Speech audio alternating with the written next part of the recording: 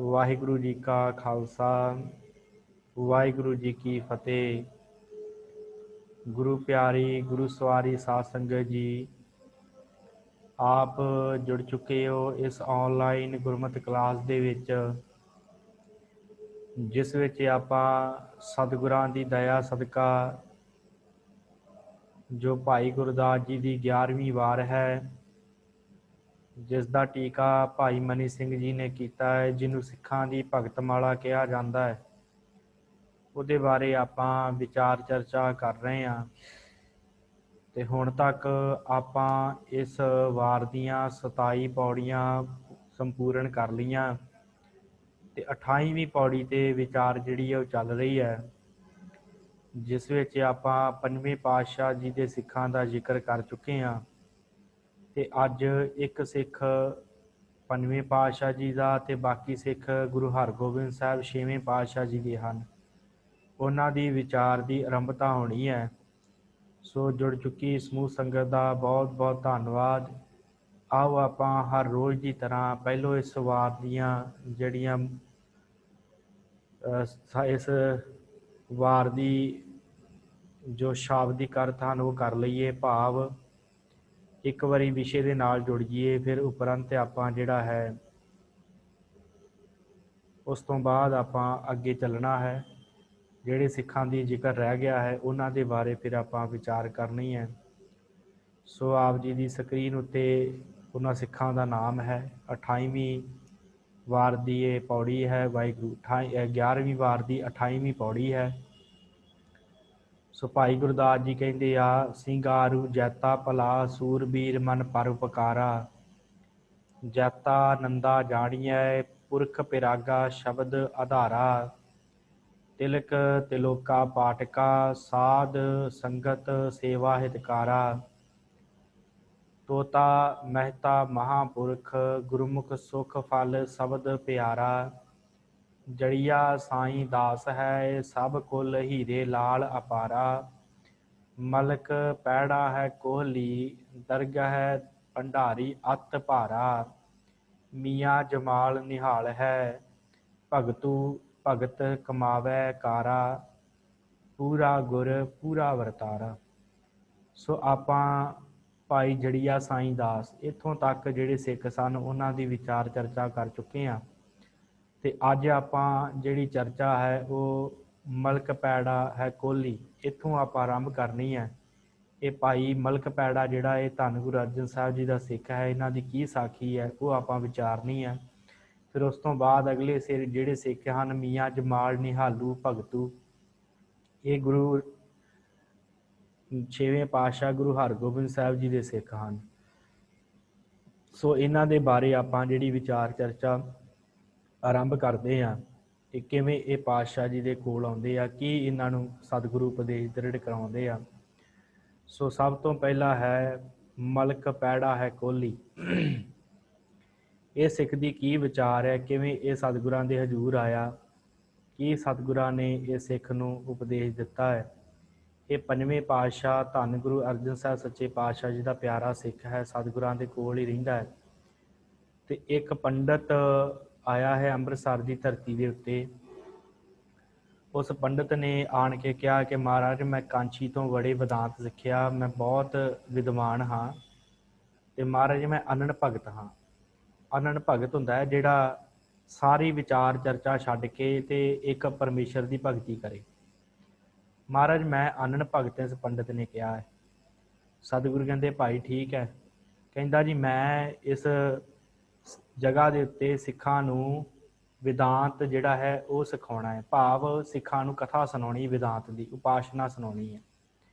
ਸਤਿਗੁਰੂ ਕਹਿੰਦੇ ਭਾਈ ਕੋਈ ਗੱਲ ਨਹੀਂ, ਤੂੰ ਸੁਣਾ ਲੈ, ਕਿਹੜੀ ਗੱਲ ਹੈ, ਜਿੰਨੀ ਤੇਰੀ ਇੱਛਾ ਹੈ ਤੂੰ ਸੁਣਾ। ਇਹਨੇ ਸੁਣਾਉਣੀ ਸ਼ੁਰੂ ਕਰ ਦਿੱਤੀ ਹੈ ਅੰਮ੍ਰਿਤਸਰ ਦੀ ਧਰਤੀ ਦੇ ਵਿਦਾਂਤ ਦੀ ਸਾਰੀ ਹੀ ਕਥਾ। ਤੇ ਇਹਦੇ ਕੋਲ ਜਿੰਨੇ ਗ੍ਰੰਥ ਸਨ ਉਹਨਾਂ ਦੀ ਇਹਨੇ ਕਥਾ ਕਰ ਦਿੱਤੀ ਹੈ ਤੇ ਥੋੜ੍ਹੇ ਗ੍ਰੰਥ ਰਹਿ ਗਏ, ਖਤਮ ਹੋਣ ਵਾਲੇ ਸੀ।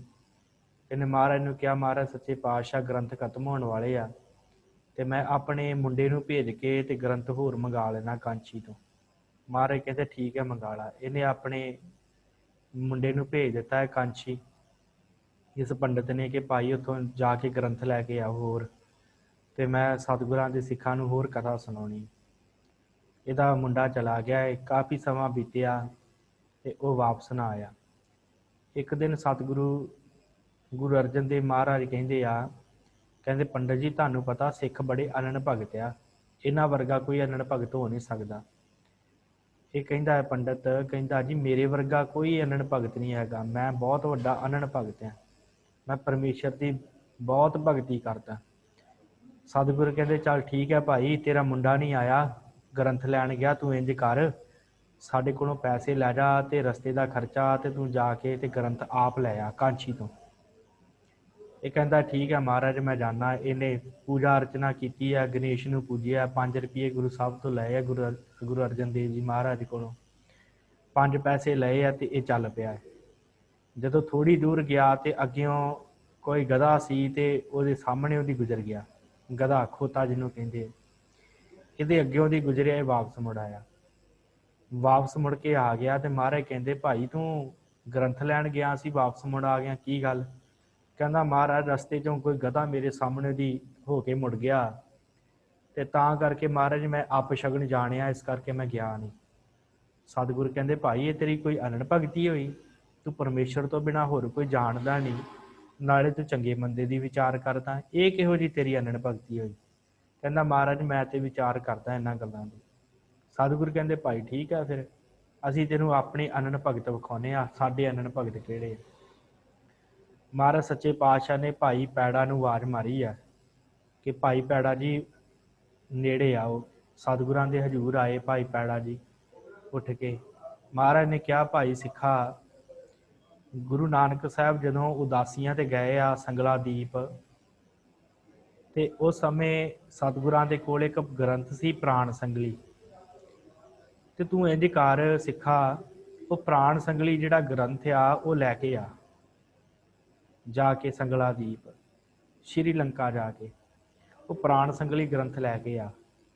ਇਹਦੇ ਕੋਈ ਦੂਸਰਾ ਸਵਾਲ ਨਹੀਂ ਕੀਤਾ ਮਹਾਰਾਜ ਨੂੰ, ਤੇ ਚਰਨਾਂ ਤੇ ਮੱਥਾ ਟੇਕਿਆ ਤੇ ਤੁਰ ਲੱਗਾ ਹੈ। ਮਹਾਰਾਜ ਕਹਿੰਦੇ ਲੈ ਸਿੱਖਾ ਪੈਸੇ ਲੈ ਜਾ, 5 ਪੈਸੇ ਸਤਿਗੁਰਾਂ ਨੇ ਹੱਥ ਤੇ ਰੱਖੇ ਆ, ਤੇ ਕਹਿੰਦੇ ਸਤਿਗੁਰੂ ਜਿਵੇਂ ਆਪ ਜੀ ਦਾ ਹੁਕਮ। ਪੈਸੇ ਲਏ ਆ, ਸਤਿਗੁਰਾਂ ਦੇ ਚਰਨਾਂ ਤੇ ਨਮਸਕਾਰ ਕੀਤੀ ਹੈ, ਅਰਦਾਸ ਕੀਤੀ ਹੈ ਕਿ ਮਹਾਰਾਜ ਮੈਂ ਆਪਣੇ ਕਾਰਜ ਸਫਲ ਹੋਵਾਂ। ਤੇ ਕਿਸੇ ਤਰ੍ਹਾਂ ਦਾ ਕੋਈ ਵਿਚਾਰ ਨਾ ਕੀਤੇ ਬਿਨਾਂ ਸਿੱਖ ਘਰੋਂ ਨਿਕਲ ਪਿਆ ਹੈ ਉਸ ਜਗ੍ਹਾ ਦੇ ਉੱਤੋਂ ਜਿੱਥੇ ਸਤਿਗੁਰਾਂ ਨੇ ਭੇਜਿਆ। ਤੁਰ ਪਿਆ ਤੇ ਜਾ ਕੇ ਇਹਨੇ ਸੰਗਲਾ ਦੀਪ ਤੋਂ ਉਹ ਪੋਥੀ ਲਈ ਹੈ ਪ੍ਰਾਣ ਸੰਗਲੀ। ਪ੍ਰਾਣ ਸੰਗਲੀ ਪੋਥੀ ਲਈ ਤੇ ਨਾਲ ਹੋਰ ਭਟਾਵਾਂ ਜਿੰਨੀਆਂ ਸਨ ਪਦਾਰਥ ਉੱਥੋਂ ਦੇ ਸਿੱਖਾਂ ਨੇ ਭੇਟ ਕੀਤੇ, ਉਹ ਸਾਰੇ ਲੈ ਕੇ ਉੱਥੇ ਸਿੱਖੀ ਦਾ ਪ੍ਰਚਾਰ ਕਰਕੇ ਇਹ ਭਾਈ ਪੈੜਾ ਵਾਪਸ ਆਇਆ ਅੰਮ੍ਰਿਤਸਰ ਦੀ ਧਰਤੀ ਤੇ। ਜਦੋਂ ਆਇਆ ਤੇ ਮਹਾਰਾਜ ਦੇ ਚਰਨਾਂ ਤੇ ਨਮਸਕਾਰ ਕੀਤੀ ਇਹਨੇ ਆ ਕੇ ਭਾਈ ਪੈੜੇ ਨੇ, ਤੇ ਸਤਿਗੁਰਾਂ ਨੇ ਕਿਹਾ ਭਾਈ ਹਾਂ ਸਾਡਾ ਗ੍ਰੰਥ ਲੈ ਆਇਆ? ਕਹਿੰਦਾ ਜੀ ਹਾਂਜੀ ਮਹਾਰਾਜ ਮੈਂ ਪ੍ਰਾਣ ਸੰਗਲੀ ਗ੍ਰੰਥ ਲੈ ਆਇਆ। ਸਤਿਗੁਰੂ ਕਹਿੰਦੇ ਭਾਈ ਹੋਰ ਕੀ ਲੈ ਕੇ ਆਇਆ? ਕਹਿੰਦਾ ਜੀ ਮੈਂ ਉੱਥੇ ਜਾ ਕੇ ਮੈਨੂੰ ਬੜੇ ਪਦਾਰਥ ਦਿੱਤੇ ਉੱਥੋਂ ਦੇ ਸਿੱਖਾਂ ਨੇ, ਆਪ ਜੀ ਦੇ ਹਜ਼ੂਰ ਭੇਟਾ ਵੀ ਭੇਜੀ ਹੈ ਤੇ ਪਦਾਰਥ ਵੀ ਬੜੇ ਛਕਣ ਨੂੰ ਦਿੱਤੇ ਆ, ਤੇ ਬਹੁਤ ਮੇਰੀ ਸੇਵਾ ਕੀਤੀ ਹੈ, ਤੇ ਕਿਰਪਾ ਕਰੋ ਉਹਨਾਂ ਸਿੱਖਾਂ ਦੀ ਆਪ ਜੀ ਦੀ ਹਜ਼ੂਰ ਅਰਦਾਸ ਹੈ, ਉਸ ਅਰਦਾਸ ਨੂੰ ਜਿਹੜੀ ਆ ਉਹ ਸੰਪੂਰਨ ਕਰਨੀ। ਸਤਿਗੁਰਾਂ ਨੇ ਭਟਾਵਾਂ ਲਈਆਂ ਸਾਰੀਆਂ ਤੇ ਭਾਈ ਪੈੜੇ ਨੂੰ ਕਿਹਾ ਕਿ ਭਾਈ ਮੈਨੂੰ ਪੋਥੀ ਦੇ। ਸਤਿਗੁਰਾਂ ਨੇ ਪੋਥੀ ਲਈ ਹੈ ਭਾਈ ਪੈੜੇ ਕੋਲੋਂ। ਉਹ ਪੋਥੀ ਪੜ੍ਹੀ ਤੇ ਉਹ ਸਾਰਾ ਉਹਦੇ ਵਿੱਚ ਜੋਗ ਮੱਤ ਦੇ ਬਾਰੇ ਲਿਖਿਆ ਸੀ ਪੋਥੀ ਦੇ ਵਿੱਚ। ਸਤਿਗੁਰਾਂ ਨੇ ਕਿਹਾ ਹੁਣ ਕਲਯੁਗ ਦੇ ਸਮੇਂ 'ਚ ਜੋਗ ਮੱਤ ਦੀ ਕੋਈ ਗੱਲ ਨਹੀਂ ਹੈ, ਹੁਣ ਅਸੀਂ ਜੋਗ ਮੱਤ ਨਹੀਂ ਦ੍ਰਿੜ ਕਰਵਾਉਣਾ, ਹੁਣ ਸ਼ਬਦ ਦੀ ਪ੍ਰਧਾਨਤਾ ਹੈ। ਫਿਰ ਸਤਿਗੁਰਾਂ ਨੇ ਪ੍ਰਾਣ ਸੰਗਲੀ ਪੋਥੀ ਪਾੜ ਕੇ ਤੇ ਨੇੜੇ ਨਦੀ ਦੇ ਵਿੱਚ ਵਹਾ ਦਿੱਤੀ ਹੈ। ਤੇ ਫਿਰ ਭਾਈ ਪੈੜੇ ਨੂੰ ਕਿਹਾ ਕਿ ਭਾਈ ਪੈੜਿਆ ਤੂੰ ਮੋਖ ਪ੍ਰਾਪਤ ਕੀਤਾ, ਜਾਂ ਤੈਨੂੰ ਅਨੰਨ ਭਗਤੀ ਪ੍ਰਾਪਤ ਹੋਈ, ਤੇਰਾ ਜੀਵਨ ਸਫਲਾ ਹੋਇਆ। ਫਿਰ ਸਤਿਗੁਰਾਂ ਨੇ ਪੰਡਤ ਨੂੰ ਕਿਹਾ ਕਿ ਪੰਡਤ ਜੀ ਦੇਖੋ, ਤੁਸੀਂ ਇੱਕ ਛੋਟਾ ਜਿਹਾ ਅਪਸ਼ਗਨ ਵੇਖ ਕੇ ਵਾਪਸ ਮੁੜ ਆਏ ਸੀ, ਮੇਰਾ ਸਿੱਖ ਕਾਂਛੀ ਤੋਂ ਵੀ ਦੂਰ ਜਾ ਕੇ ਇਹ ਮੇਰਾ ਇੱਕ ਬਚਨ ਮੰਨ ਕੇ ਇਹ ਪ੍ਰਾਣ ਸੰਗਲੀ ਪੋਥੀ ਲੈ ਕੇ ਆਇਆ, ਤੇ ਮੈਨੂੰ ਇਹਦੀ ਕੋਈ ਲੋੜ ਵੀ ਨਹੀਂ ਸੀ, ਮੈਂ ਦੇਖੋ ਪਾੜ ਕੇ ਨਦੀ 'ਚ ਸੁੱਟ ਦਿੱਤੀ ਹੈ। ਹੁਣ ਤੁਸੀਂ ਦੱਸੋ ਕਿ ਅਨੰਨ ਭਗਤ ਇਹ ਸਿੱਖ ਹੋਇਆ ਕਿ ਤੁਸੀਂ ਅਨੰਨ ਭਗਤ ਹੋਏ? ਤੇ ਇਹ ਪੰਡਤ ਕਹਿੰਦਾ ਮਹਾਰਾਜ ਸਿੱਖ ਹੀ ਅਨੰਨ ਭਗਤ ਹੈ, ਮੈਂ ਕਾਹਦਾ ਅਨੰਨ ਭਗਤ ਹਾਂ। ਜਿੰਨੀ ਸਿੱਖੀ ਸਿੱਖਾਂ ਦੇ ਵਿੱਚ ਹੈ, ਜਿੰਨੀ ਭਗਤੀ ਸਿੱਖਾਂ ਦੇ ਵਿੱਚ ਹੈ, ਉਨੀ ਭਗਤੀ ਮੇਰੇ ਵਿੱਚ ਨਹੀਂ। ਇਹ ਦੋਵੇਂ ਹੱਥ ਜੋੜ ਕੇ ਸਤਿਗੁਰਾਂ ਤੇ ਚਰਨੀ ਪਿਆ ਹੈ। ਇਸ ਤਰ੍ਹਾਂ ਭਾਈ ਪੈੜਾ ਜਿਹੜਾ ਸੀ ਇਹਨੂੰ ਮੁਕਤੀ ਪ੍ਰਾਪਤ ਹੋਈ ਹੈ। ਫਿਰ ਅੱਗੇ ਸਾਖੀ ਹੈ ਛੇਵੇਂ ਪਾਤਸ਼ਾਹ ਜੀ ਦੇ ਸਿੱਖਾਂ ਦੀ ਆਰੰਭਤਾ ਹੁੰਦੀ ਹੈ। ਭਾਈ ਦਰਗਹਿ ਭੰਡਾਰੀ ਇਹ ਸਤਿਗੁਰੂ ਗੁਰੂ ਹਰਗੋਬਿੰਦ ਸਾਹਿਬ ਜੀ ਦੀ ਸ਼ਰਨ 'ਚ ਆਏ ਨੇ ਤੇ ਆਣ ਕੇ ਬੇਨਤੀ ਕੀਤੀ ਹੈ ਕਿ ਮਹਾਰਾਜ, ਕਈ ਸਿੱਖ ਨਾ ਜਦੋਂ ਵਿਚਾਰ ਚਰਚਾ ਕਰਦੇ ਆ ਨਾ ਆਪਸ ਦੇ ਵਿੱਚ, ਸ਼ਬਦ ਦੀ ਵਿਚਾਰ ਚਰਚਾ ਕਰਦੇ ਆ। ਅੱਜ ਵੀ ਇਹੋ ਹਾਲਾਤ ਨੇ ਮਹਾਰਾਜ, ਉਹ ਵਿਚਾਰ ਚਰਚਾ ਕਰਦੇ ਕਰਦੇ ਲੜ ਪੈਂਦੇ ਆ। ਤੇ ਮਹਾਰਾਜ ਕਿਰਪਾ ਕਰੋ, ਸਿੱਖ ਨੂੰ ਇਹ ਚਰਚਾ ਕਰਨੀ ਚਾਹੀਦੀ ਕਿ ਨਹੀਂ ਕਰਨੀ ਚਾਹੀਦੀ? ਤੇ ਗੁਰੂ ਹਰਗੋਬਿੰਦ ਸਾਹਿਬ ਸੱਚੇ ਪਾਤਸ਼ਾਹ ਨੇ ਬਚਨ ਕੀਤਾ ਹੈ ਕਿ ਸਿੱਖਾਂ ਨੂੰ ਜਿਹੜੀ ਹੈ ਨਾ ਵਿਚਾਰ ਚਰਚਾ ਕਰਨੀ ਚਾਹੀਦੀ ਹੈ, ਪਰ ਦੋ ਤਰ੍ਹਾਂ ਦੀ ਵਿਚਾਰ ਚਰਚਾ ਕਰਨੀ ਚਾਹੀਦੀ, ਦੋ ਤਰ੍ਹਾਂ ਦੀ ਨਹੀਂ ਕਰਨੀ ਚਾਹੀਦੀ। ਮਹਾਰਾਜ, ਕਿਹੜੀ ਦੋ ਤਰ੍ਹਾਂ ਦੀ ਕਰਨੀ ਚਾਹੀਦੀ ਹੈ ਤੇ ਕਿਹੜੀ ਦੋ ਤਰ੍ਹਾਂ ਦੀ ਨਹੀਂ ਕਰਨੀ ਚਾਹੀਦੀ? ਕਿਰਪਾ ਕਰਕੇ ਸਮਝਾਉਣਾ ਕਰੋ। ਪਾਤਸ਼ਾਹ ਨੇ ਆਖਿਆ, ਗੁਰੂ ਹਰਗੋਬਿੰਦ ਸਾਹਿਬ ਮਹਾਰਾਜ ਨੇ, ਕਿ ਸਿੱਖਾ, ਪਹਿਲੀ ਜਿਹੜੀ ਚਰਚਾ ਹੈ ਨਾ, ਚਾਰ ਤਰ੍ਹਾਂ ਦੀਆਂ ਚਰਚਾਵਾਂ ਹੁੰਦੀਆਂ। ਪਹਿਲੀ ਹੁੰਦੀ ਵਾਦ। ਮਹਾਰਾਜ, ਵਾਦ ਕਿਹੜੀ ਹੁੰਦੀ ਹੈ? ਸਤਿਗੁਰੂ ਕਹਿੰਦੇ ਵਾਦ ਚਰਚਾ ਹੁੰਦੀ ਹੈ ਕਿ ਜੇ ਆਪ ਨੂੰ ਕੁਝ ਸਮਝ ਨਹੀਂ ਆਉਂਦਾ ਤੇ ਨਿਮਰਤਾ ਧਾਰ ਕੇ ਦੋਵੇਂ ਹੱਥ ਜੋੜ ਕੇ ਕਿਸੇ ਦੂਸਰੇ ਸਿੱਖ ਨੂੰ ਪੁੱਛ ਲੈਣਾ ਕਿ ਸਿੱਖਾ, ਮੈਨੂੰ ਆਹ ਗੁਰਬਾਣੀ ਦੀ ਪੰਕਤੀ ਨਹੀਂ ਪਤਾ ਲੱਗਦੀ, ਤੇਰੇ ਅਨੁਸਾਰ ਇਹਦੇ ਅਰਥ ਕੀ ਆ? ਸਿੱਖਾ, ਮੈਨੂੰ ਇਹ ਅਰਥ ਸਮਝਾ ਦੇ। ਤੇ ਭਾਈ, ਜਦੋਂ ਉਹ ਅਗਲਾ ਬੁੱਧੀ ਦੇ ਨਾਲ ਤੁਹਾਨੂੰ ਅਰਥ ਦੱਸੇ ਤੇ ਉਹਦੇ ਅਰਥ ਸਮਝ ਕੇ ਆਪਣੇ ਮਨ 'ਚ ਵਸਾ ਲੈਣੇ ਤੇ ਗੁਰੂ ਦਾ ਤੇ ਉਸ ਸਿੱਖ ਦਾ ਸ਼ੁਕਰ ਕਰਨਾ, ਧੰਨਵਾਦ ਕਰਨਾ। ਇਹਨੂੰ ਕਹਿੰਦੇ ਆ ਵਾਦ ਚਰਚਾ। ਪਾਤਸ਼ਾਹ, ਦੂਸਰੀ ਕਿਹੜੀ ਹੈ? ਮਹਾਰਾਜ ਕਹਿੰਦੇ ਦੂਸਰੀ ਹੇਤ ਚਰਚਾ। ਮਹਾਰਾਜ, ਹੇਤ ਚਰਚਾ ਕਿਹੜੀ ਹੁੰਦੀ ਹੈ? ਤੇ ਸਤਿਗੁਰੂ ਗੁਰੂ ਹਰਗੋਬਿੰਦ ਸਾਹਿਬ ਮਹਾਰਾਜ ਸੱਚੇ ਪਾਤਸ਼ਾਹ ਕਹਿੰਦੇ ਆ, ਸਿੱਖਾ, ਜਿਹੜੀ ਹੇਤ ਚਰਚਾ ਹੁੰਦੀ ਆ ਨਾ, ਉਹ ਵੀ ਸਿੱਖ ਨੇ ਕਰਨੀ ਹੈ। ਉਹ ਹੇਤ ਚਰਚਾ ਇਹ ਹੈ ਕਿ ਜੇ ਆਪ ਨੂੰ ਵੀ ਪਤਾ ਨਾ ਲੱਗੇ ਤੇ ਦੂਸਰੇ ਸਿੱਖ ਨੂੰ ਵੀ ਪਤਾ ਨਾ ਲੱਗੇ, ਤੇ ਜੋ ਦੋਵੇਂ ਜਾਣੇ ਲੜਨ ਨਾ, ਗੁਰੂ ਦੇ ਅੱਗੇ ਅਰਦਾਸ ਕਰਕੇ ਵਿਚਾਰ ਕਰ ਲੈਣ। ਜਿਹਦੀ ਵਿਚਾਰ ਸਟੀਕ ਹੋਵੇ, ਜਿਹਦੀ ਵਿਚਾਰ ਚੰਗੀ ਹੋਵੇ, ਉਹ ਵਿਚਾਰ ਨੂੰ ਸਮਝ ਕੇ ਤੇ ਗੁਰੂ ਅੱਗੇ ਅਰਦਾਸ ਕਰਕੇ ਸੱਤ ਕਰਕੇ ਮੰਨ ਲੈਣ, ਆਪਸ 'ਚ ਲੜਨ ਨਾ। ਇਹ ਨਾ ਹੋਵੇ ਇੱਕ ਦੂਸਰੇ ਤੋਂ ਉੱਤੇ ਹੋ ਕਰਕੇ ਵਿਚਾਰਾਂ ਦੇ। ਨਹੀਂ, ਜਿਹੜੀ ਵਿਚਾਰ ਦੋਵਾਂ ਨੂੰ ਸਟੀਕ ਲੱਗੇ, ਚੰਗੀ ਲੱਗੇ, ਉਸ ਵਿਚਾਰ ਨੂੰ ਮੰਨ ਕੇ ਕਮਾ ਲੈਣ, ਆਪਣੇ ਜੀਵਨ 'ਚ ਲੈ ਆਉਣ। ਮਹਾਰਾਜ ਕਹਿੰਦੇ ਜਿਵੇਂ ਇੱਕ ਦੀਵਾ ਹੁੰਦਾ ਹੈ, ਉਸ ਦੀਵੇ ਦੇ ਥੱਲੇ ਹਨੇਰਾ ਹੁੰਦਾ ਹੈ, ਪਰ ਜਦੋਂ ਉਸ ਦੀਵੇ ਦੇ ਨੇੜੇ ਦੂਸਰਾ ਦੀਵਾ ਬਾਲ ਦਿੱਤਾ ਜਾਂਦਾ ਤੇ ਦੋਵਾਂ ਦੇ ਥੱਲੇ ਚਾਨਣ ਹੋ ਜਾਂਦਾ। ਸਤਿਗੁਰ ਕਹਿੰਦੇ ਇਵੇਂ ਹੁੰਦੀ ਹੈ ਇਹ ਜਿਹੜੀ ਚਰਚਾ ਹੁੰਦੀ ਹੈ। ਪਹਿਲੀ ਵਾਦ ਤੇ ਦੂਸਰੀ ਜਿਹੜੀ ਹੇਤ, ਇਹ ਦੋ ਚਰਚਾਵਾਂ ਸਿੱਖ ਨੇ ਕਰਨੀਆਂ। ਜਿਵੇਂ ਆਪ ਦੇ ਕੋਲ ਗਿਆਨ ਨਹੀਂ ਹੈਗਾ ਤੇ ਦੂਸਰੇ ਸਿੱਖ ਕੋਲੋਂ ਲੈ ਲੈਣਾ। ਜੇ ਦੋਵਾਂ ਦੇ ਕੋਲ ਗਿਆਨ ਘੱਟ ਹੈ, ਦੋਵਾਂ ਦੇ ਕੋਲ ਵਿਚਾਰ ਨਹੀਂ ਰਲਦੇ, ਤੇ ਗੁਰੂ ਦੇ ਹਜ਼ੂਰ ਅਰਦਾਸ ਕਰਕੇ ਜਿਹੜੀ ਵਿਚਾਰ ਚੰਗੀ ਲੱਗੇ ਉਹਨੂੰ ਸਮਝ ਲੈਣਾ।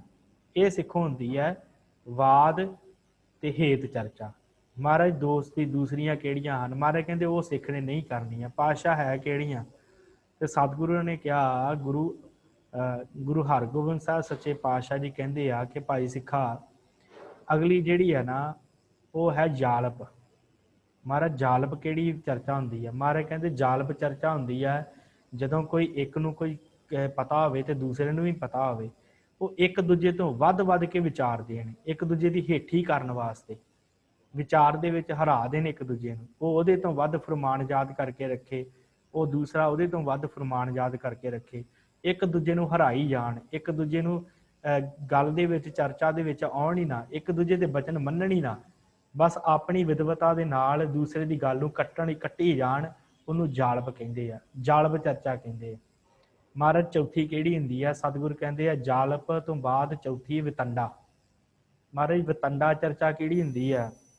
ਤੇ ਸਤਿਗੁਰਾਂ ਨੇ ਬਖਸ਼ਿਸ਼ ਕੀਤੀ ਹੈ ਗੁਰੂ ਹਰਗੋਬਿੰਦ ਮਹਾਰਾਜ ਸੱਚੇ ਪਾਤਸ਼ਾਹ ਨੇ। ਮਹਾਰਾਜ ਕਹਿੰਦੇ ਚੌਥੀ ਜਿਹੜੀ ਵਿਤੰਡਾ ਹੈ ਨਾ, ਇਹ ਐਸੀ ਚਰਚਾ ਹੈ ਕਿ ਇਹ ਚਰਚਾ ਕਰਦਿਆਂ ਆਪਸ ਵਿੱਚ ਲੜ ਪੈਂਦੇ ਗਿਆਨੀ, ਕਿ ਤੂੰ ਮੈਨੂੰ ਮਾੜਾ ਕਿਹਾ, ਤੂੰ ਮੈਨੂੰ ਮਾੜਾ ਕਿਹਾ, ਏਦਾਂ ਕਰਦੇ ਆਪਸ ਦੇ ਵਿੱਚ ਲੜ ਪੈਂਦੇ ਆ, ਗਾਲਾਂ ਕੱਢਣ ਲੱਗ ਜਾਂਦੇ ਆ।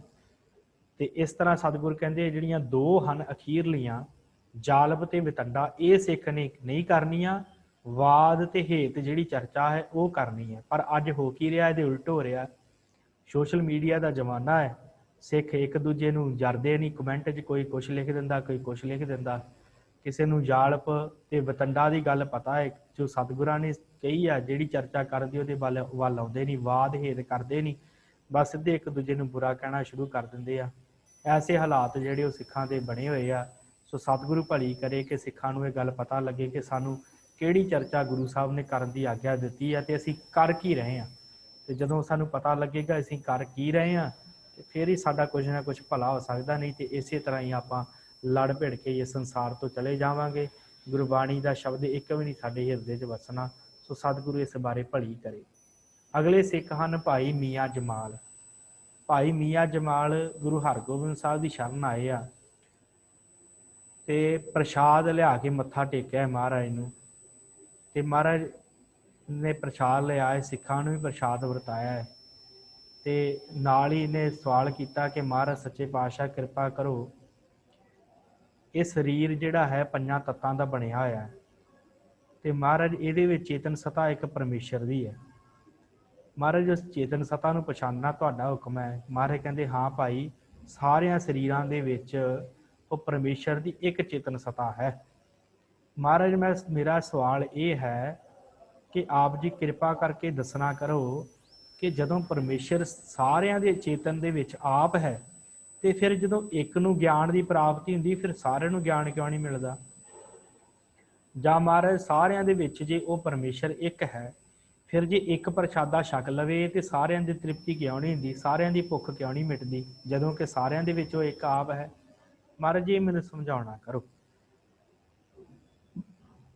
ਸਤਿਗੁਰੂ ਗੁਰੂ ਹਰਗੋਬਿੰਦ ਸਾਹਿਬ ਸੱਚੇ ਪਾਤਸ਼ਾਹ ਨੇ ਬਚਨ ਕੀਤਾ ਹੈ ਕਿ ਭਾਈ ਸਿੱਖਾ, ਜਿਹੜਾ ਚੇਤਨ ਬ੍ਰਹਮ ਹੈ ਨਾ, ਅਕਾਲ ਪੁਰਖ, ਉਹ ਹੈ ਇੱਕ ਹੀ ਤੇ ਉਹ ਸਾਰਿਆਂ 'ਚ ਵਿਆਪਕ ਹੈ। ਮਹਾਰਾਜ ਕਿਵੇਂ ਵਿਆਪਕ ਹੈ ਥੋੜਾ ਸਮਝਾਓ। ਪਾਤਸ਼ਾਹ ਨੇ ਕਿਹਾ ਜਿਵੇਂ ਆਕਾਸ਼ ਇੱਕ ਹੁੰਦਾ ਹੈ ਪਰ ਹੇਠਾਂ ਪਾਣੀ ਦੇ ਵੱਖ-ਵੱਖ ਸਰੋਤ ਹਨ, ਉਹਨਾਂ ਦੇ ਵਿੱਚ ਵੱਖ-ਵੱਖ ਦਿਸਦਾ ਹੈ। ਮਹਾਰਾਜ ਕਹਿੰਦੇ ਇਸੇ ਤਰ੍ਹਾਂ ਪਰਮੇਸ਼ਰ ਹੈ ਇੱਕ, ਚੇਤਨ ਸਤਾ ਇੱਕ ਹੀ ਹੈ ਸਾਰਿਆਂ ਵਿੱਚ, ਪਰ ਭਾਂਡੇ ਵੱਖਰੇ ਵੱਖਰੇ ਹਨ। ਕੋਈ ਕਿਸੇ ਤਰ੍ਹਾਂ ਦਾ ਸਰੀਰ ਸਾਜਿਆ, ਕਿਸੇ ਦਾ ਮਨ ਕਿਸੇ ਤਰ੍ਹਾਂ ਦਾ ਹੈ। ਇਸ ਕਰਕੇ ਸਿੱਖਾ, ਜਿਵੇਂ ਕਿਸੇ ਇੱਕ ਘਰ ਦੇ ਵਿੱਚ ਦੀਵਾ ਜਗੇ ਤੇ ਰੋਸ਼ਨੀ ਉਸੇ ਘਰ 'ਚ ਹੋਵੇਗੀ, ਦੂਸਰੇ ਘਰ 'ਚ ਰੋਸ਼ਨੀ ਨਹੀਂ ਹੋ ਸਕਦੀ। ਕਹਿੰਦਾ ਹਾਂਜੀ ਮਹਾਰਾਜ। ਸਤਿਗੁਰ ਕਹਿੰਦੇ ਇਸੇ ਤਰ੍ਹਾਂ ਜੇ ਕੋਈ ਇੱਕ ਅੰਨ ਪ੍ਰਸ਼ਾਦਾ ਛਕਦਾ ਹੈ ਤੇ ਦੂਸਰਾ ਜਿਹੜਾ ਹੈ ਨਹੀਂ ਤ੍ਰਿਪਤ ਹੁੰਦਾ। ਕਹਿੰਦਾ ਹਾਂਜੀ ਮਹਾਰਾਜ। ਸਤਿਗੁਰ ਕਹਿੰਦੇ ਇਹੀ ਹੈ ਸਰੀਰਾਂ ਦੀ ਜਿਹੜੀ ਹੈ ਤੇ ਆਤਮਾ ਦੀ ਤੇ ਚੇਤਨ ਸਤਾ ਦੀ ਵੱਖਰਤਾ। ਪਰਮੇਸ਼ਰ ਅਲੱਗ ਹੋ ਕੇ ਵੀ ਸਾਰਿਆਂ ਦੇ ਵਿੱਚ ਹੈ, ਪਰ ਹੈ ਕਿਵੇਂ? ਜਿਵੇਂ ਆਕਾਸ਼ ਇੱਕ ਹੁੰਦਾ ਹੋਇਆ ਵੀ ਪਾਣੀ ਦੇ ਵੱਖ-ਵੱਖ ਸਰੋਤਾਂ 'ਚ ਵੱਖ-ਵੱਖ ਭਾਲਦਾ ਹੈ।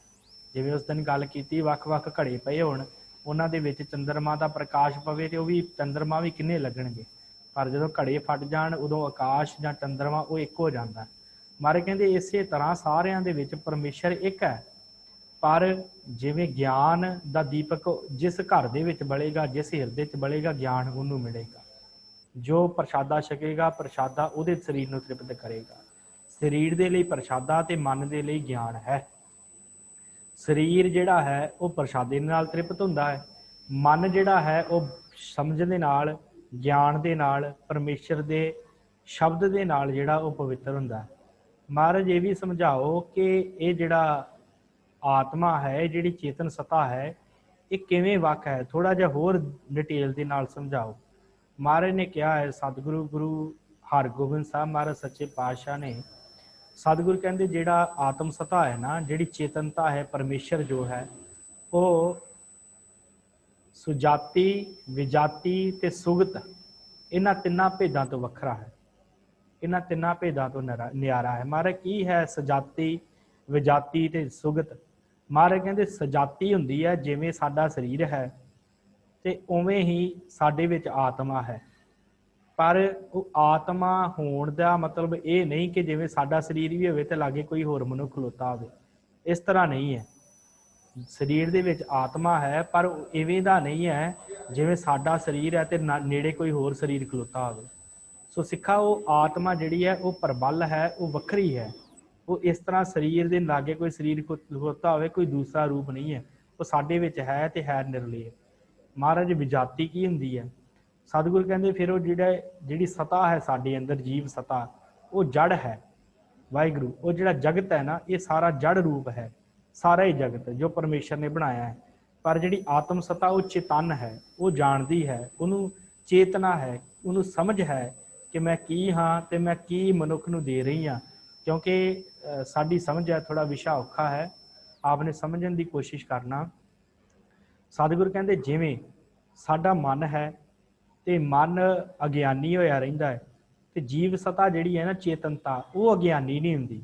ਉਹਨੂੰ ਇਹ ਪਤਾ ਹੈ ਕਿ ਮੈਂ ਇਸ ਸਰੀਰ ਦੇ ਵਿੱਚ ਹਾਂ ਤੇ ਮੈਂ ਇਸ ਸਰੀਰ ਨੂੰ ਚਲਾ ਰਹੀ ਹਾਂ ਤੇ ਅੰਤ ਨੂੰ ਛੱਡ ਕੇ ਜਾਣਾ। ਮਾਰੇ ਕਹਿੰਦੇ ਸਰੀਰ ਜਗਤ ਜਿਹੜਾ ਉਹ ਜੜ ਰੂਪ ਹੈ, ਤੇ ਸਰੀਰ ਦੇ ਵਿੱਚ ਜਿਹੜਾ ਆਤਮਿਕ ਸਰੂਪ ਹੈ ਪਰਮੇਸ਼ਰ ਦਾ, ਚੇਤਨ ਸਤਾ, ਉਹ ਇਹ ਗੱਲ ਨੂੰ ਚੰਗੀ ਤਰ੍ਹਾਂ ਜਾਣਦੀ ਹੈ ਕਿ ਇਹ ਸਰੀਰ ਜੜ ਹੈ, ਮੈਂ ਜੜ ਨਹੀਂ ਹਾਂ। ਇਸ ਕਰਕੇ ਉਹ ਵਿਜਾਤੀ ਹੈ। ਮਹਾਰਾਜ ਸੁਗਤੀ ਕੀ ਹੁੰਦਾ? ਸੁਗਤ, ਸੱਚੇ ਪਾਤਸ਼ਾਹ ਕਹਿੰਦੇ ਭਾਈ ਸਿੱਖਾ ਜਿਹੜਾ ਸੁਗਤ ਹੈ ਨਾ, ਕਿ ਪਰਮੇਸ਼ਰ ਜਿਹੜਾ ਹੈ ਉਹ ਸਾਡੇ ਅੰਗ ਵੀ ਨਹੀਂ ਹੈ।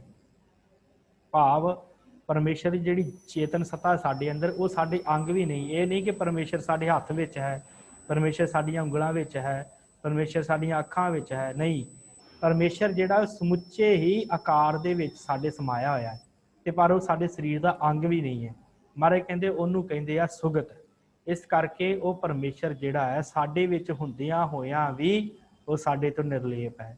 ਇਸ ਕਰਕੇ ਸਿੱਖੋ, ਇਸ ਕਰਕੇ ਭਾਈ ਸਿੱਖਾ ਤੂੰ ਇਹ ਗੱਲ ਜਾਣ ਲੈ ਕਿ ਜਿਵੇਂ ਆਕਾਸ਼ ਦੇ ਵਿੱਚ ਇੱਕ ਚੰਦਰਮਾ ਹੁੰਦਾ ਹੈ, ਪਰ ਜਦੋਂ ਨੀਚੇ ਘੜੇ ਭਰੇ ਹੋਣ ਪਾਣੀ ਦੇ, ਉਹਨਾਂ ਵਿੱਚ ਅਨੇਕਾਂ ਚੰਦਰਮਾ ਭਾਸਦੇ ਆ, ਪਰ ਜਦੋਂ ਉਹ ਘੜੇ ਫੁੱਟ ਜਾਂਦੇ ਆ, ਜਦੋਂ ਸਰੀਰ ਖਤਮ ਹੋ ਜਾਂਦੇ ਆ, ਫਿਰ ਇੱਕ ਹੀ ਰਹਿ ਜਾਂਦਾ। ਕੌਣ?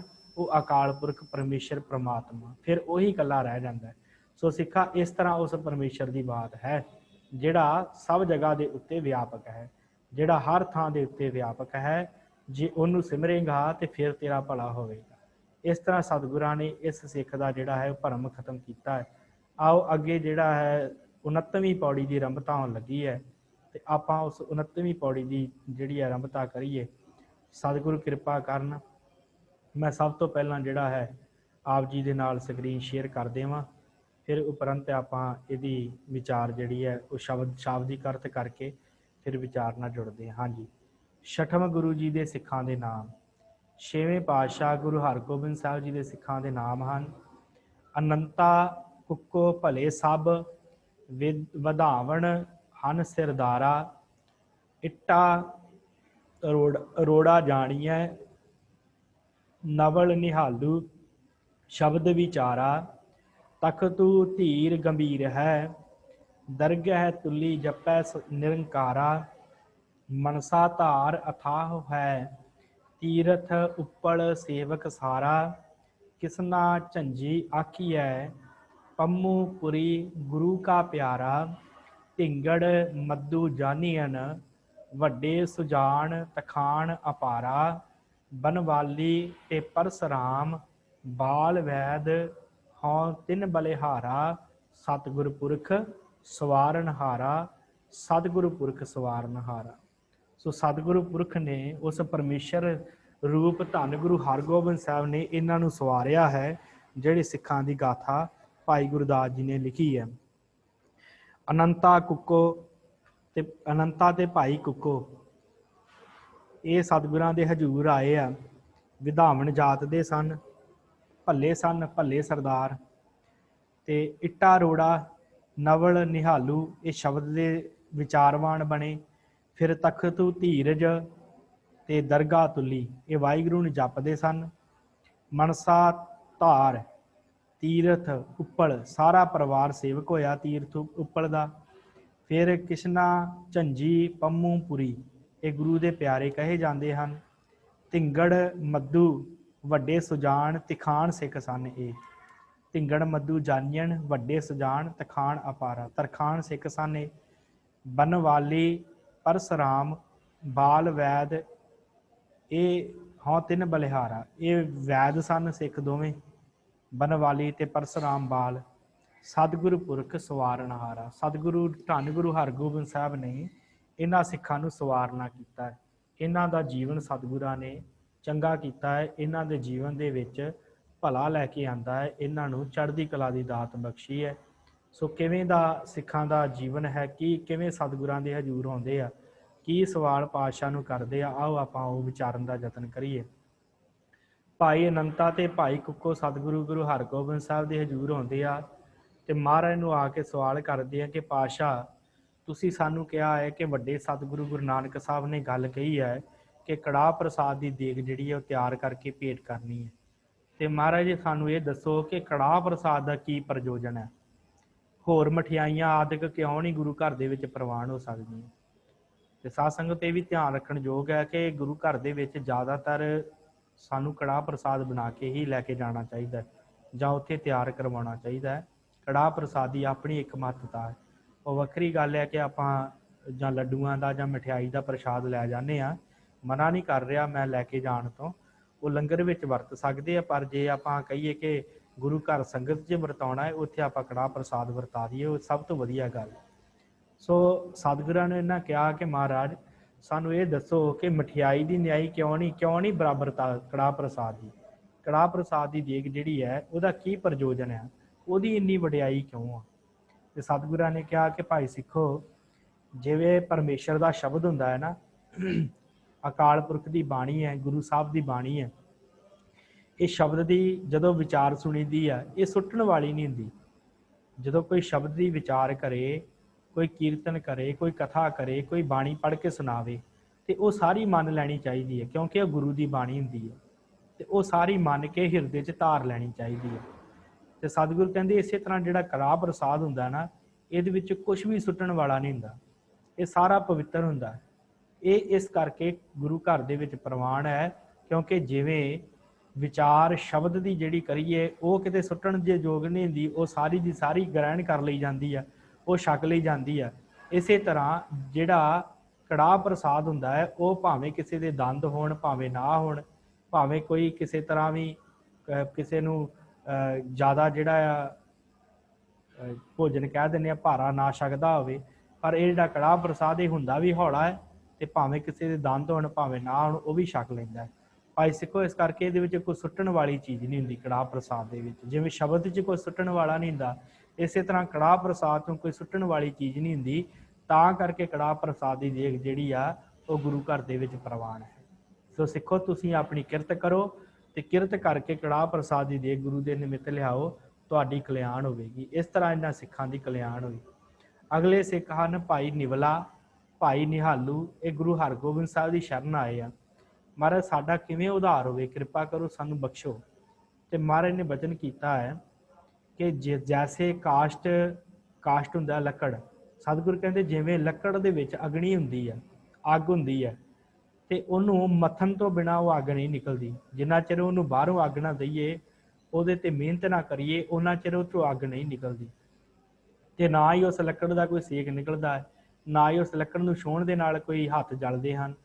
ਤੇ ਇਸੇ ਤਰ੍ਹਾਂ ਸਤਿਗੁਰੂ ਕਹਿੰਦੇ ਆ ਕਿ ਭਾਈ ਸਿੱਖੋ, ਜਿਹੜਾ ਦੁੱਧ ਹੁੰਦਾ ਹੈ, ਦੁੱਧ ਦੇ ਵਿੱਚ ਘਿਓ ਮੌਜੂਦ ਹੁੰਦਾ ਹੈ, ਤੇ ਉਹ ਘਿਓ ਨੂੰ ਪ੍ਰਗਟ ਕਰਨ ਵਾਸਤੇ ਉਹ 'ਤੇ ਮਿਹਨਤ ਕਰਨੀ ਪੈਂਦੀ ਹੈ। ਕਹਿੰਦੇ ਹਾਂ ਮਹਾਰਾਜ ਮਿਹਨਤ ਤੇ ਮੰਗਦਾ ਹੀ ਆ, ਦੁੱਧ ਨੂੰ ਰਿੜਕਣਾ ਪੈਂਦਾ, ਉਹਦੇ ਵਿੱਚੋਂ ਘਿਓ ਕੱਢਣਾ ਪੈਂਦਾ। ਤੇ ਸਤਿਗੁਰੂ ਕਹਿੰਦੇ ਭਾਈ ਸਿੱਖੋ, ਉਸੇ ਤਰ੍ਹਾਂ ਹੀ ਜਿਹੜਾ ਹੈ ਨਾ ਬਾਣੀ ਸ਼ਬਦ, ਇਹਨੂੰ ਮੱਥਣਾ ਪੈਂਦਾ ਹੈ, ਸਿਮਰਨ ਕਰਨਾ ਪੈਂਦਾ ਹੈ, ਆਪ ਕਮਾਉਣਾ ਪੈਂਦਾ ਹੈ। ਤੇ ਜਦੋਂ ਕਮਾਵਾਂਗੇ ਤੇ ਪੁੰਨ ਦਾਨ ਕਰਾਂਗੇ, ਸਿਮਰਨ ਕਰਾਂਗੇ, ਸ਼ਬਦ ਦੀ ਵਿਚਾਰ ਕਰਾਂਗੇ, ਫਿਰ ਗਿਆਨ ਪ੍ਰਾਪਤ ਹੁੰਦਾ ਹੈ।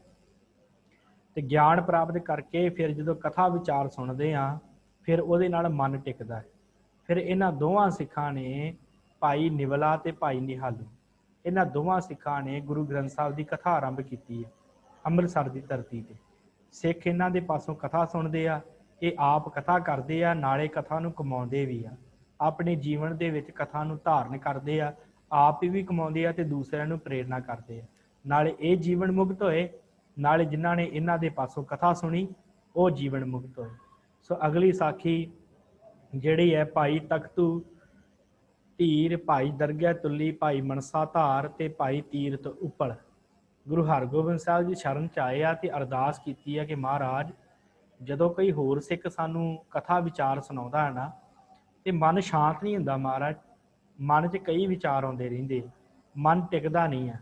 ਪਰ ਜਦੋਂ ਭਾਈ ਨਿਵਲਾ ਤੇ ਭਾਈ ਨਿਹਾਲੂ, ਜਿਨ੍ਹਾਂ ਸਿੱਖਾਂ ਦੀ ਹੁਣੇ ਉੱਪਰਲੀ ਸਾਖੀ ਆਈ ਸੀ, ਮਹਾਰਾਜ ਜਦੋਂ ਇਹ ਦੋਵੇਂ ਜਾਣੇ ਸਾਨੂੰ ਕਥਾ ਸੁਣਾਉਂਦੇ ਆ, ਮਹਾਰਾਜ ਮਨ ਸਾਡਾ ਟਿਕ ਜਾਂਦਾ ਹੈ, ਸਾਡਾ ਮਨ ਹੋਰ ਪਾਸੇ ਨਹੀਂ ਜਾਂਦਾ, ਮਨ ਦੇ ਵਿੱਚ ਬੜੀ ਸ਼ਾਂਤੀ ਆਉਂਦੀ ਹੈ ਮਹਾਰਾਜ। ਗੁਰਮਤਿ ਪ੍ਰਾਪਤ ਹੁੰਦੀ ਹੈ ਤੇ ਦੁਰਮਤਿ ਘਟਦੀ ਹੈ। ਤੇ ਫਿਰ ਸਤਿਗੁਰਾਂ ਨੇ ਬਚਨ ਕੀਤਾ ਕਿ ਭਾਈ ਸ਼ਬਦ ਜਿਹੜਾ ਹੈ ਅੰਮ੍ਰਿਤ ਹੈ, ਪਰ ਜੇ ਵਕਤਾ ਜਿਹੜਾ ਹੁੰਦਾ ਹੈ ਉਹਦੇ ਵਿੱਚ 14 ਗੁਣ ਹੋਣ, ਤੇ ਸਰੋਤੇ ਦੇ ਵਿੱਚ 14 ਗੁਣ ਹੋਣ, ਤੇ ਜੇ ਇਹ 14 ਗੁਣ ਰਲ ਜਾਣ ਫਿਰ ਗਿਆਨ ਪ੍ਰਾਪਤ ਹੁੰਦਾ। ਤੇ ਜੇ ਥੋੜੇ ਗੁਣ ਸਰੋਤੇ ਦੇ ਵਿੱਚ ਹੋਣ, ਥੋੜੇ ਗੁਣ ਵਕਤੇ ਦੇ ਵਿੱਚ ਹੋਣ, ਢਿੱਲ ਹੋ ਜਾਵੇ, ਫਿਰ ਗਿਆਨ ਹੀ ਪ੍ਰਾਪਤ ਹੁੰਦਾ ਹੈ, ਫਿਰ ਉਹਦਾ ਪ੍ਰਭਾਵ ਨਹੀਂ ਪੈਂਦਾ। ਤੇ ਇਹਨਾਂ ਨੇ ਪੁੱਛਿਆ, ਮਹਾਰਾਜ ਉਹ ਕਿਹੜੇ ਕਿਹੜੇ ਗੁਣ ਹਨ, ਕਿਰਪਾ ਕਰਕੇ ਸਾਨੂੰ ਦੱਸੋ। ਤੇ ਪਾਤਸ਼ਾਹ ਨੇ ਸਭ ਤੋਂ ਪਹਿਲਾਂ ਜਿਹੜੇ ਆ ਗੁਣ ਦੱਸੇ ਆ ਵਕਤਾ ਦੇ। ਜਿਹੜਾ ਕਥਾ ਕਰਨ ਵਾਲਾ ਹੋਵੇ, ਜਿਹੜਾ ਵਿਚਾਰ ਸੁਣਾਉਣ ਵਾਲਾ ਹੋਵੇ, ਉਹਦੇ ਕੀ ਗੁਣ ਹਨ ਉਹ ਸਤਿਗੁਰਾਂ ਨੇ ਦੱਸਿਆ। ਸਤਿਗੁਰ ਕਹਿੰਦੇ 14 ਗੁਣ ਉਹਦੇ ਵਿੱਚ ਹੋਣੇ ਚਾਹੀਦੇ ਆ। ਵਾਗਮੀ, ਵਿਆਸ, ਸਮਾਸਵਿਤ, ਪ੍ਰਿਆ ਕਥਾ ਪ੍ਰਸਤਾਵ, ਸਤਵਾਗ, ਸੰਦੇਸ਼ਿਦ, ਅਸੇਗ, ਛਤਰ, ਕੁਸ਼ਲੋ, ਨਿਖਿਆਤ, ਵਿਖੇਪ ਕਿਤ, ਅਵਿੰਗੋ, ਜਨਰੰਜਕੋ, ਜਿਤ ਸਭੋ, ਨਾ ਹੰਕ੍ਰਿਤੋ, ਧਾਰਮਕ, ਸੰਤੋਖ, ਚਤੁਰ, 10 ਗੁਣਾ, ਉਤਮ ਕਰਤਾ, ਪ੍ਰਾਣੀਤਾਈ ਹੈ। ਸਤਿਗੁਰੂ ਕਹਿੰਦੇ ਇਹ 14 ਗੁਣ ਜਿਹੜੇ ਇੱਕ ਵਕਤੇ ਦੇ ਵਿੱਚ ਹੋਣੀ ਚਾਹੀਦੇ ਆ। ਸਤਿਗੁਰੂ ਕਿਹੜੇ ਕਿਹੜੇ ਗੁਣ ਹਨ ਸਤਿਗੁਰੂ ਨੇ ਦੱਸਿਆ ਵਿਸਥਾਰ ਨਾਲ। ਕਹਿੰਦੇ ਇਹ 14 ਗੁਣ, ਸਭ ਤੋਂ ਪਹਿਲਾਂ ਵਾਗਮੀ, ਭਾਵ ਬਾਣੀ ਦੇ ਪਦ ਸਮਝੇ, ਬਾਣੀ ਦੇ ਨਾਲ ਜੁੜਿਆ ਹੋਵੇ, ਬਾਣੀ ਦੀ ਸਮਝ ਰੱਖਦਾ ਹੋਵੇ। ਜਿਤਨੇ ਸਰੋਤੇ ਹੋਵਣ ਤੈਸੀ ਧੁਨ ਰੱਖੇ। ਜਿਵੇਂ ਦੇ ਸਰੋਤੇ ਹੋਣ ਸੁਣਨ ਵਾਲੇ, ਉਵੇਂ ਦੀ ਕਥਾ ਦੀ ਵਿਚਾਰ ਰੱਖੇ, ਉਵੇਂ ਦੀ ਧੁਨ ਰੱਖੇ। ਭਾਵ ਹੌਲੀ ਹੌਲੀ ਬੋਲੇ। ਜਿਸ ਵਕਤੇ ਪਿਆਰ ਨਾਲ ਸੁਣਨ ਵਾਲੇ ਆ, ਤੇ ਜੇ ਤਾੜਨਾ ਕਰਨ ਵਾਲੇ, ਉਹਨਾਂ ਨੂੰ ਤਾੜਨਾ ਵੀ ਕਰੇ ਗੁਰੂ ਦੇ ਸ਼ਬਦ ਦੀ। ਇਸ ਤਰ੍ਹਾਂ ਕਰਕੇ ਸੁਣਾਉਣ ਵਾਲਾ ਜਿਹੜਾ ਹੈ ਉਹ ਇਸ ਤਰ੍ਹਾਂ ਦੀ ਧੁਨ ਰੱਖੇ ਜਿਵੇਂ ਦੇ ਸਰੋਤੇ ਹੋਣ। ਤੇ ਜਿਸ ਤਰ੍ਹਾਂ ਦੀ ਛੰਦ ਦੀ ਧਾਰਨਾ ਹੋਵੇ ਉਸੇ ਤਰ੍ਹਾਂ ਹੀ ਪੜ੍ਹਨੀ ਚਾਹੀਦੀ ਹੈ। ਜਿਵੇਂ ਛੰਦ ਹੋਵੇ ਉਸੇ ਤਰ੍ਹਾਂ ਹੀ ਪੜ੍ਹਨਾ ਚਾਹੀਦਾ ਹੈ। ਵਿਆਸ, ਸਮਾਸ ਵਿੱਚ ਪਾਤਸ਼ਾਹ ਕਹਿੰਦੇ ਜਿੱਥੇ ਰਸ ਦਾ ਅਸਥਾਨ ਹੋਵੇ ਤੇ ਸਰੋਤਿਆਂ ਦੀ ਬ੍ਰਿਤੀ ਠਹਿਰੀ ਹੋਵੇ, ਜਿਸ ਜਗ੍ਹਾ ਦੇ ਉੱਤੇ ਜਿਵੇਂ ਕਥਾ ਕਰਦਿਆਂ ਕਰਦਿਆਂ ਕਿਤੇ ਰਸ ਬਣਦਾ ਹੋਵੇ ਸੰਗਤ ਦੇ ਵਿੱਚ, ਕਿਸੇ ਇੱਕ ਸ਼ਬਦ ਦੇ ਉੱਤੇ ਸੰਗਤ ਟਿਕ ਜਾਵੇ, ਉੱਥੇ ਪੂਰਾ ਵਿਸਥਾਰ ਕਰੇ ਕਥਾ ਦਾ। ਤੇ ਜਿੱਥੇ ਸਰੋਤਿਆਂ ਦਾ ਚਿੱਤ ਉਦਾਸ ਹੋਵੇ, ਸਰੋਤਿਆਂ ਨੂੰ ਸਮਝ ਨਾ ਪਵੇ, ਉੱਥੇ ਕਥਾ ਨੂੰ ਜਿਹੜਾ ਹੈ ਉੱਥੇ ਸੰਖੇਪ ਹੀ ਰੱਖੇ, ਉਹਨੂੰ ਜ਼ਿਆਦਾ ਵਿਸਥਾਰ 'ਚ ਨਾ ਲੈ ਕੇ ਜਾਵੇ। ਭਾਵ ਆਪਣੀ ਵਿਦਵਤਾ ਨਾ ਦਿਖਾਵੇ, ਸਗੋਂ ਜਿਹੜੀ ਗੱਲ ਨੂੰ ਸੰਗਤ ਸਮਝਦੀ ਹੋਵੇ ਉਸ ਗੱਲ ਨੂੰ ਸਾਹਮਣੇ ਰੱਖੇ। ਤੇ ਕਥਾ ਜਿਹੜੀ ਹੈ ਉਹ ਮਿੱਠੀ ਕਰੇ, ਸਾਰਿਆਂ ਦੇ ਨਾਲ ਪਿਆਰ ਦੇ ਨਾਲ ਵਚਨ ਕਰੇ, ਤੇ ਵਚਨ ਸੱਚਾ ਹੋਵੇ। ਵਚਨ ਜਿਹੜਾ ਕਰਦਾ ਹੋਵੇ ਉਹ ਸੱਚਾ ਵਚਨ ਹੋਵੇ। ਇਹ ਨਹੀਂ ਕਿ ਕੋਈ ਇੱਧਰੋਂ ਝੂਠ ਲੈ ਲਿਆ, ਕਿਤੇ ਉੱਧਰੋਂ ਲੈ ਲਿਆ। ਝੂਠੀ ਵਿਚਾਰ ਚਰਚਾ ਨਾ ਹੋਵੇ, ਕਿਸੇ ਦੀ ਨਿੰਦਾ ਕਰਨ ਵਾਲੀ ਵਿਚਾਰ ਚਰਚਾ ਨਾ ਹੋਵੇ, ਸੱਚ ਦੀ ਚਰਚਾ ਹੋਵੇ। ਜੋ ਗਿਆਨ ਕਹਿ ਉਪਾਸ਼ਕ ਹੈ, ਸਤਿਗੁਰੂ ਕਹਿੰਦੇ ਜਿਹੜੀ ਉਪਾਸ਼ਨਾ ਹੈ ਗਿਆਨ ਦੀ ਕਰੇ, ਤੇ ਸ਼ਬਦ ਦਾ ਹਿਰਦਾ ਜਿਹੜਾ ਹੈ ਉਹਦੇ ਅਰਥ ਕਰੇ, ਸ਼ਬਦ ਨੂੰ ਚਿੱਤ ਜੋੜ ਕੇ ਉਹਦੇ ਅਰਥ ਕਰੇ ਧਿਆਨ ਦੇ ਨਾਲ। ਤੇ ਫਿਰ ਉਸ ਤੋਂ ਬਾਅਦ ਵਕਤੇ ਦੇ ਗੁਣ ਹਨ ਸਤਿਗੁਰੂ ਦੱਸ ਰਹੇ। ਫਿਰ ਸਤਿਗੁਰੂ ਕਹਿੰਦੇ ਮਨ ਵਿੱਚ ਸਹਿਸਾ ਨਾ ਲੈ ਕੇ ਆਵੇ। ਕੋਈ ਪ੍ਰਸ਼ਨ ਹੋਵੇ ਕਰੇ ਤਾਂ ਉਹਦਾ ਸੰਸਾ ਨਿਵਰਤ ਕਰੇ। ਜੇ ਕੋਈ ਆ ਕੇ ਪ੍ਰਸ਼ਨ ਪੁੱਛੇ, ਭਾਈ ਸਾਹਿਬ ਤੁਸੀਂ ਕਥਾ 'ਚ ਆਹ ਵਿਚਾਰ ਦੱਸੀ ਹੈ ਤੇ ਕਿਰਪਾ ਕਰੋ ਮੈਨੂੰ ਸਮਝਾਓ, ਇਹ ਨਾ ਹੋਵੇ ਕਿ ਉਹਨੂੰ ਕਵੇ ਜਾ ਭਾਈ ਭਾਜਾ, ਮੈਂ ਨਹੀਂ ਤੈਨੂੰ ਕੁਛ ਵੀ ਦੱਸਣਾ। ਉਹਦਾ ਸ਼ੰਕਾ ਨਿਵਰਤ ਕਰੇ, ਉਹਨੂੰ ਸਮਝਾਵੇ। ਤੇ ਜੇ ਨਹੀਂ ਸਮਝਾ ਸਕਦਾ ਉਹਨੂੰ ਕਹੇ ਭਾਈ ਕੋਈ ਗੱਲ ਨਹੀਂ। ਪਰ ਕੁਝ ਐਸੇ ਵਕਤਾ ਵੀ ਹੁੰਦੇ, ਐਸੇ ਸੁਣਨ ਵਾਲੇ ਵੀ ਹੁੰਦੇ ਆ ਜਿਹੜੇ ਜਾਣ ਬੁੱਝ ਕੇ ਸਵਾਲ ਕਰਦੇ ਆ, ਉਹਨਾਂ ਦੀ ਗੱਲ ਨਹੀਂ। ਜਿਹੜੇ ਪਿਆਰ ਦੇ ਨਾਲ ਆ ਕੇ ਕਹਿਣ ਭਾਈ ਸਾਹਿਬ ਆਹ ਗੱਲ ਦੀ ਸਮਝ ਨਹੀਂ ਲੱਗੀ, ਥੋੜਾ ਦੁਬਾਰਾ ਸਮਝਾ ਦਿਓ, ਉਹਦੀ ਸੁਣੇ ਤੇ ਉਹਨੂੰ ਦੁਬਾਰਾ ਸਮਝਾਵੇ, ਉਹਦਾ ਸੰਸਾ ਨਿਵਰਤ ਕਰੇ। ਤੇ ਪ੍ਰਸਤਾਵ ਸ਼ਬਦ ਦਾ ਹੀ ਹੋਵੇ। ਤੇ ਜੇ ਸਾਖੀ ਜਿਹੜਾ ਸ਼ਬਦ ਚੱਲ ਰਿਹਾ ਉਹਦੇ ਉੱਤੇ ਢੁਕਵੀਂ ਸਾਖੀ ਲਾਵੇ। ਕੋਈ ਵਾਧੂ ਜਿਹੜੀ ਹੈ ਸਾਖੀ ਹੋਰ ਪਾਸਿਓਂ ਲਿਆ ਕੇ ਨਾ ਲਾਵੇ, ਜਿਹੜੀ ਵਿਚਾਰ ਚੱਲ ਰਹੀ ਉਹੀ ਸਾਖੀ ਲਾਵੇ। ਤੇ ਜਿਹੋ ਜਿਹੇ ਸਰੋਤੇ ਹੋਣ ਉਹੋ ਜਿਹਾ ਦ੍ਰਿਸ਼ਟਾਂਤ ਦੇਵੇ, ਉਹੋ ਜਿਹੀ ਹੀ ਗੱਲ ਰੱਖੇ ਜਿਹੋ ਜਿਹੇ ਸਰੋਤੇ ਹੋਣ, ਜਿਹੋ ਜਿਹੇ ਸੁਣਨ ਵਾਲੇ ਹੋਣ। ਤੇ ਸਾਰੇ ਸ਼ਾਸਤਰਾਂ ਦਾ ਗਿਆਤਾ ਹੋਵੇ, ਭਾਵ ਪੜ੍ਹਿਆ ਲਿਖਿਆ ਹੋਵੇ, ਗ੍ਰੰਥਾਂ ਦੇ ਬੋਲਾਂ ਨੂੰ ਜਾਣਦਾ ਹੋਵੇ, ਸਮਝਦਾ ਹੋਵੇ, ਗਿਆਤਾ ਹੋਵੇ ਚੰਗਾ। ਤੇ ਕਥਾ ਵਿਖੇਪ ਨਾ ਕਰੇ, ਜਿਹੜੀ ਕਥਾ ਆ ਉਹਨੂੰ ਜ਼ਿਆਦਾ ਔਖੀ ਨਾ ਕਰੇ। ਗਿਆਨ ਸਾਰਾ ਰੱਖੇ ਪਰ ਕਥਾ ਦੇ ਵਿੱਚ ਪਿਆਰ ਦੇ ਨਾਲ ਉਹਨਾਂ ਕੇ ਹੀ ਗਿਆਨ ਦੇਵੇ ਜਿੰਨਾ ਕਿ ਸੰਗਤ ਸਮਝ ਸਕੇ। ਇਹ ਨਹੀਂ ਕਿ ਆਪਣੇ ਵੱਲੋਂ ਵਿਦਵਤਾ ਘੋਟੀ ਜਾਵੇ, ਆਪਣੇ ਵੱਲੋਂ ਵੱਡੇ ਵੱਡੇ ਗ੍ਰੰਥਾਂ ਦੇ ਫਰਮਾਨ ਦੇਈ ਜਾਵੇ ਤੇ ਜਿਹੜਾ ਸੁਣਨ ਵਾਲਾ ਉਹ ਬੈਠਾ ਆਕੀ ਜਾਵੇ। ਸਤਿਗੁਰ ਕਹਿੰਦੇ ਇਸ ਤਰ੍ਹਾਂ ਨਹੀਂ, ਕਥਾ ਜਿਹੜੀ ਆ ਉਹ ਸਿੰਪਲ ਰੱਖੇ, ਗਿਆਤਾ ਸਾਰਿਆਂ ਗ੍ਰੰਥਾਂ ਦਾ ਹੋਵੇ, ਪਰ ਕਥਾ ਜਿਹੜੀ ਆ ਉਹ ਪਿਆਰ ਦੇ ਨਾਲ ਉਨੀ ਕੁ ਰੱਖੇ ਜਿਵੇਂ ਸੰਗਤ ਸੁਣ ਸਕਦੀ, ਸਮਝ ਸਕਦੀ ਹੋਵੇ। ਤੇ ਕਥਾ ਜਿਹੜੀ ਆ ਉਹ ਭਾਵ ਦੇ ਨਾਲ ਕਰੇ, ਸਾਖੀ ਪਿਆਰ ਦੇ ਨਾਲ, ਭਾਵ ਦੇ ਨਾਲ, ਪਿਆਰ ਕਰਕੇ ਜਿਹੜੀ ਕਥਾ ਕਰੇ। ਫਿਰ ਸਰੀਰ ਕਰਕੇ ਵੀ ਸੁੱਧ ਹੋਵੇ, ਮਨ ਕਰਕੇ ਵੀ ਸਰਲ ਹੋਵੇ। ਫਿਰ ਕਥਾ ਸਰੋਤੇ ਜਿਉਂ-ਜਿਉਂ ਸੁਣ ਉਹਨਾਂ ਦੀ ਪ੍ਰੀਤ ਦਾ ਰੰਗ ਚਾੜੇ ਉਹਨਾਂ ਦੇ ਉੱਤੇ। ਕਥਾ ਸੁਣਨ ਵਾਲਿਆਂ ਤੇ ਮਨ ਦੇ ਵਿੱਚ ਇਹ ਗੱਲ ਲਿਆਵੇ ਕਿ ਭਾਈ ਪਰਮੇਸ਼ਰ ਦੇ ਨਾਲ ਪ੍ਰੀਤ ਕਰੋ, ਇਹੋ ਜਿਹੀ ਗੱਲ ਉਹਨਾਂ ਦੇ ਉੱਤੇ ਰੰਗ ਚਾੜੇ ਪਰਮੇਸ਼ਰ ਦੀ ਪ੍ਰੀਤ ਦਾ। ਤੇ ਫਿਰ ਆਪਣਾ ਨਿਗਾਹ ਜਿਹੜੀ ਹੈ ਸਰੋਤਿਆਂ ਦੇ ਉੱਪਰ ਰੱਖੇ, ਸਰੋਤਿਆਂ ਦੇ ਨਾਲ ਸਾਹਮਣਾ ਬੈਠ ਕੇ ਉਹਨਾਂ ਦੇ ਵੱਲ ਧਿਆਨ ਕਰਕੇ ਪੂਰੀ ਗੱਲ ਨੂੰ ਸਮਝਾਵੇ, ਚੰਗੀ ਤਰ੍ਹਾਂ ਉਹਨਾਂ ਨੂੰ ਸਮਝਾਵੇ ਤੇ ਮਨ ਨੀਵਾ ਰੱਖੇ ਤੇ ਹਿਰਦੇ ਵਿੱਚ ਧਾਰ ਕੇ ਸੰਤੋਖੀ ਹੋਵੇ। ਜੀਵਨ 'ਚ ਆਪਣੀ ਪ੍ਰਾਰਬਧ ਜਿਹੜੀ ਆ ਉਹ ਸੰਤੋਖੀ ਰੱਖੇ, ਬਹੁਤੀਆਂ ਪਦਾਰਥਾਂ ਦੀ ਉਹਦੀ ਚਾਹ ਨਾ ਹੋਵੇ। ਬਿਨਾਂ ਮੰਗਿਆਂ ਜੇ ਕੋਈ ਦੇਵੇ ਤੇ ਉਹ ਲੈ ਕੇ ਰਾਜੀ ਰਵੇ। ਜੋ ਵੀ ਕਿਸੇ ਨੇ ਕੁਝ ਦਿੱਤਾ ਉਹਨੂੰ ਲੈ ਕੇ ਸੰਤੋਖੀ ਰਵੇ, ਬਿਨਾਂ ਮੰਗਿਆਂ ਜੋ ਦੇਵੇ ਉਹਨੂੰ ਲੈ ਕੇ ਰਾਜੀ ਹੋਵੇ। ਸਤਿਗੁਰੂ ਕਹਿੰਦੇ ਇਹ 14 ਗੁਣ ਇੱਕ ਵਕਤ ਦੇ ਵਿੱਚ ਹੋਣੇ ਚਾਹੀਦੇ ਆ, ਜਿਹਨੇ ਕਥਾ ਕਰਨੀ ਆ, ਜਿਹਨੇ ਕਿਸੇ ਨੂੰ ਕੋਈ ਉਪਦੇਸ਼ ਸੁਣਾਉਣਾ। ਫਿਰ ਮਹਾਰਾਜ ਇਹ ਦੱਸੋ ਕਿ ਜਿਹੜਾ ਸੁਣਨ ਵਾਲਾ ਉਹਦੇ ਵਿੱਚ ਕੀ ਹੋਣਾ ਚਾਹੀਦਾ, ਉਹਦੇ ਕੀ ਗੁਣ ਹਨ। ਪਾਤਸ਼ਾਹ ਗੁਰੂ ਹਰਗੋਬਿੰਦ ਸਾਹਿਬ ਨੇ ਫਰਮਾਨ ਕੀਤਾ। ਮਹਾਰਾਜ ਕਹਿੰਦੇ ਸ਼ਲੋਕ ਹੈ, ਵਕਤੋ ਵਕਤੇ ਅਗਰ ਬਤਾ श्रुत रुचै चंचल हीन पटाए प्रशन अकसच बहु श्रुतो अनालसो निंदरा जिति सुतै दातात पकत कथंतरा सुचैव परदंतो जिता शब्दा एते जसव संत निर्मल गुना वैकुंठो प्रस्ता सदा। सतगुरु कहते 14 गुण हैं। ये 14 गुण किहड़े हैं विस्तार नाल आपां वेखीए कि जो मन बच कर्म करके वक्ते की भगती करे, मन करके बचन करके ते कर्म करके जिहड़ा वक्ता है सुनाउण वाला है कथा ਉਹਦੇ ਅੱਗੇ ਝੁਕਿਆ रहे। ਇਹ नहीं कि ਉਹਨੂੰ गर्भ ਦੇ ਨਾਲ ਹੰਕਾਰ ਦੇ ਨਾਲ बोले, प्यार ਦੇ ਨਾਲ बोले। जे ਉਹ ਤੁਹਾਨੂੰ कथा ਸੁਣਾਉਣ ਵਾਲਾ है ਇਹ नहीं कि ਉਹਦੇ ਨਾਲ घिरना करो ਜਾਂ ਉਹਨੂੰ माड़े अपशब्द बोलो, नहीं ਉਹਦੇ ਨਾਲ प्यार ਦੇ ਨਾਲ गल करे। मन करके बचन करके ते कर्म करके, मन ਦੇ ਵਿੱਚ ਵੀ ਉਹਦੇ ਪ੍ਰਤੀ बुराई ना लैके आवे, बचन करके भी उन्होंने माड़ा ना बोले, कर्म करके भी उसकी सेवा करे। ये नहीं कि दूसरों को उहदियां अणगहलियां जां दूसरों के कोल उहदी भंडी करता रहे, नहीं। मन बचन कर्म करके वक्ते की भगती करे ते अपने मन में गर्भ ना करे, हंकार ना करे। कईयां दे कोल आप दे कोल ज्ञान हुंदा है, बाणी पढ़ी हुंदी है, पर जदों कोई वक्ता बोलता है तो वह कहता कि इन्हें तो बहुत गलत बोलिया, मेरे जिन्ना ज्ञानी कोई नहीं। गर्भ ना करे, हंकार ना करे ਤੇ जो मैं सेवा कर रहा ये गल लैके आवे कि मैं सेवा कर रहा, पर उस सेवा का हंकार ना करे। तीसरी गल है कथा दे सुनने की बहुत शरधा हो, कथा नूं सुन दी उहदे मन च शरधा हो कि मैं कथा सुननी आ, भज्जे ना कथा सुन तो, कथा प्रति शरधा उहदे मन च होवे। ते चौथा अपने शरीर की भी वचना की भी चतुराई ना करे, शरीर करके भी चतुर ना होवे ते बचना करके बोलण करके भी चतुर ना होवे। ये ना होवे कि जिहड़ा कथा सुना रहा ਉਹਨੂੰ ही गल्लां दे विच ला के ते ओहदी भंडी करी जावे। चतुराई ना विखावे। कहण तो भाव जिहड़ा कथा सुन रहा जिहड़ा कथा सुन रहा वो सुनाउण वाले दी बुराई जिहड़ी आ ਉਹਦੇ ਅੱਗੇ चतुराइयां ना मारे। पंजवां जिहड़ा है समझण नूं चतुर होवे, जिहड़ी समझ आना वो चतुर रखे। भाव जे वक्ते ने कोई गल कही है ਉਹਨੂੰ समझण दा यतन करके करदे कि भाई साहब ने की किहा कथा दे विच, ਉਹਨੂੰ समझण दा यतन करे। ते छेवां प्रश्न दी समर्था होवे। प्रश्न करन दा जिहड़ा है ना ਉਹਦੇ कोल समर्था होनी चाहिए कि मैं की प्रश्न करना। ये नहीं कि सुनी जावे ते प्रश्न भी कोई ना करे। प्रश्न जरूर करे पर प्रश्न का यह भाव नहीं कि अगले नूं हेठी समझे। प्रश्न करे कादे वास्ते? गुरमत दृढ़ करने वास्ते। प्रश्न पूछे कि भाई साहब आ गल कही है तुसीं, मैंने समझ नहीं लगी, दोबारा समझाओ। इस तरह के प्रश्न करे। फिर सप्तमा बहुत शास्त्र होण ते अठवां आलस ना करे। फिर जिहड़ा आ वो सिख वो भाई जिहड़ा आलसी नहीं होना चाहिए। तो फिर उस तो बाद नौवां जिहड़ा कथा वेले सुता ना होवे, ये ना होवे कि कंध नाल ढो ला के कथा सुनद्या सुनद्या सौ जे, आलसी ना होवे ते ढो ला के सौण वाला ना होवे, निंदरा ना लियावे कथा सुनन समय। दसवां जो सुने उन्होंने मन दे विच धारे, जिहड़ी गल सुनदा है कथा सुनन वाला उन्होंने सुने ते अपने मन दे विच उन्होंने धारण करे। फिर 11वां वंड के खावे।